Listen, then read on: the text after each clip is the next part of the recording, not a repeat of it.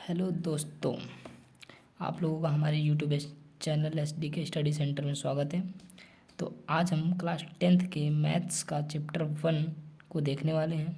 इस वीडियो को पूरे ध्यान से देखिएगा, क्योंकि इस वीडियो में बताई गई हर एक बात आप लोगों के फ़ायदे के लिए ही की गई है। ठीक है, तो चलिए अब बिल्कुल भी देरी न करते हुए हम चलते हैं अपने पहले चैप्टर की तरफ, जिसका नाम है वास्तविक संख्याएं। तो क्लास 10th वालों के लिए ये वीडियो है और लेसन का नाम क्या है? वास्तविक संख्याएं। इंग्लिश में इसे रियल नंबर्स भी कहते हैं। ये किन के लिए है? तो वो स्टूडेंट जो 2025 में 10th में एडमिशन लिए हैं और 26 में बोर्ड एग्ज़ाम देने वाले हैं। ओके, किसी प्रकार का डाउट वगैरह हो तो आप इस नंबर पर मैसेज कर सकते हैं या क्वेश्चन पूछ सकते हैं। ठीक है, 930 530 48 41। आई होप आपको समझ में आ गया होगा। तो चलते हैं हम अपने पहले चैप्टर की तरफ। तो नाम क्या है हमारा? वास्तविक संख्याएं। समझिए वास्तविक संख्याएं हैं क्या? पूर्ण संख्या, परिमेय संख्या, अपरिमेय संख्या। ठीक है, चाहे जितनी भी संख्या है, जितनी हम पढ़ते हैं, ठीक है, 1 2 3 हो या 2/4 हो, ठीक है, चाहे जो कुछ भी हो, जितनी संख्याएं हम देखते हैं वास्तव में, ठीक है, वो सारी संख्याएं वास्तविक संख्याएं कहलाती हैं। पहला पॉइंट क्लियर हो गया होगा, मुझे उम्मीद है आप लोगों को ज़रूर समझ में आ गया होगा ये। ठीक है, अब समझते हैं एक छोटी सी बात। बचपन में हम सब ने भाग दिया होता है, ठीक है, भाग किए होते हैं। तो समझिए, मान लीजिए हम 3 का डिवाइड दे रहे हैं 16 में। ठीक है, कहेंगे सर 10th में लगा के डिवाइड सिखा रहे हो, सीख लो बाबू, काम देगा, आप ही के लिए बताया गया है। ठीक है, देखिए अब हम जब डिवाइड देंगे 3 5 जा 15 हो जाएगा, 3 5 15। ठीक है, अब यहाँ पर 1 बच जाएगा। ठीक है, ओके। तो देखिए जो हमारे ये होता है जिससे हम भाग दे रहे हैं, ये हमारा भाजक कहलाता है।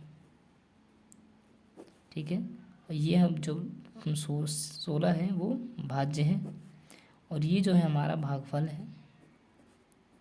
ध्यान से देख लीजिए, क्योंकि आगे जिसको इतनी सी बात समझ में आ गई, समझ लो आगे उसको ज़्यादा प्रॉब्लम होगा ही नहीं। ठीक है, और इसे कहते हैं शेषफल।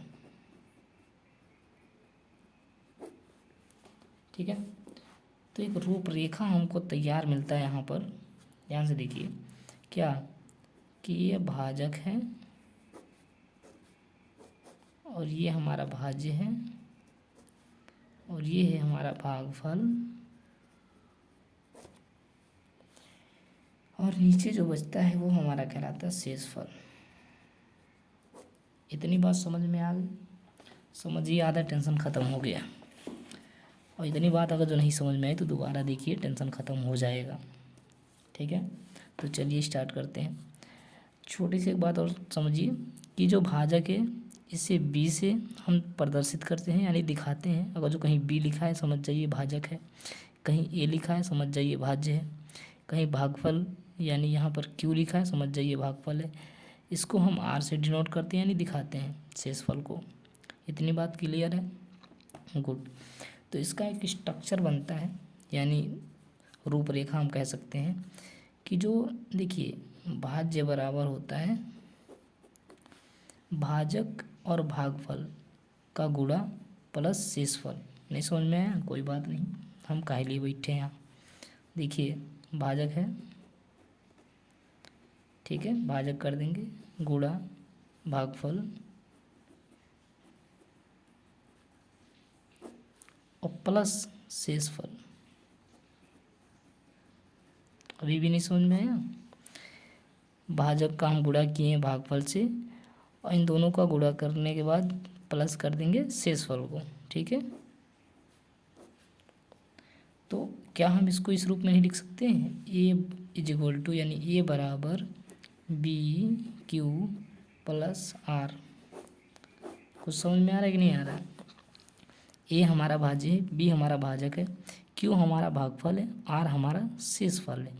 अब इतना बड़ा बड़ा लिखने से अच्छा है कि छोटा छोटा लिख लें, ठीक है।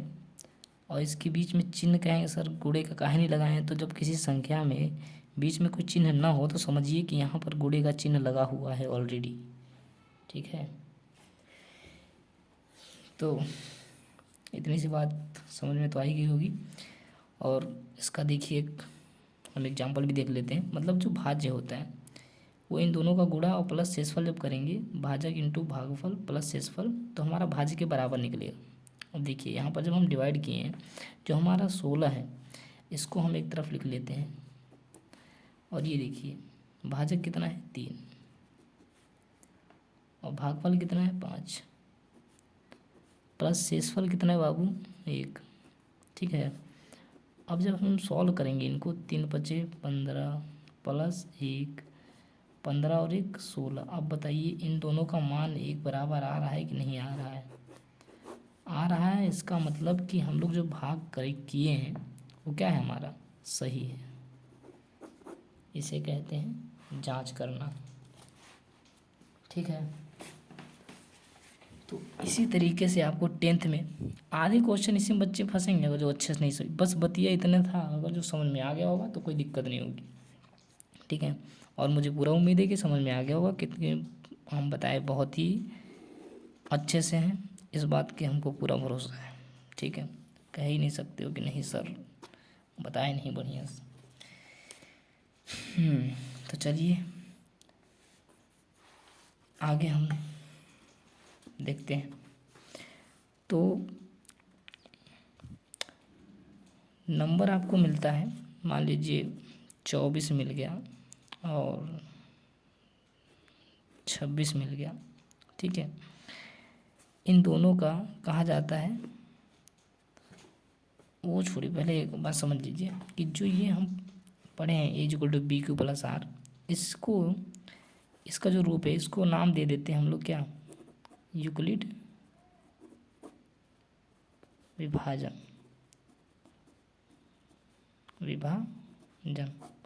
जिसका आपके बुक्स में बार बार नाम आने वाला, फिर आप कहेंगे या यूक्लिड विभाजन क्या है, यूक्लिड विभाजन क्या है, ठीक है। इतनी सी बात आपको समझ लेनी चाहिए। तो अब कोई समझिए कोई नंबर दे देगा आपको और बोलेगा कि इसका यूक्लिड विभाजन के द्वारा LCM HCF ज्ञात कीजिए, यानी मासा लसा मसा आप लोग बचपन में पढ़े होंगे ना, उसी को कहते हैं HCF, ठीक है। तो हमें डिवाइड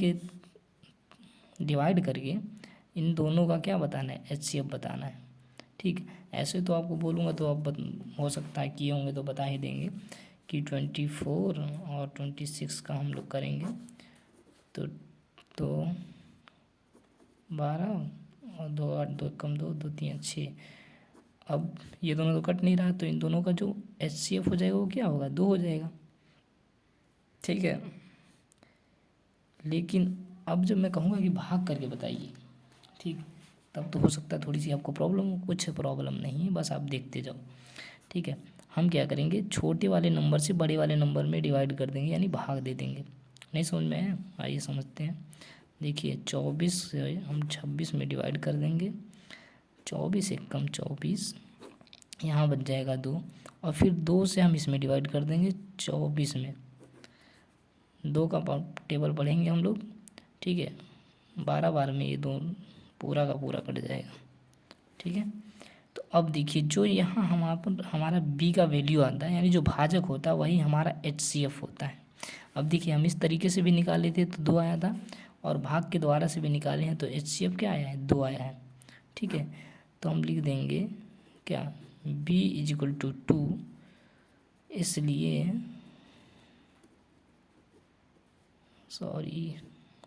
HCF हमारा क्या होगा 2 होगा, या इसी को आप शुद्ध हिंदी में लिख लीजिए कि मासा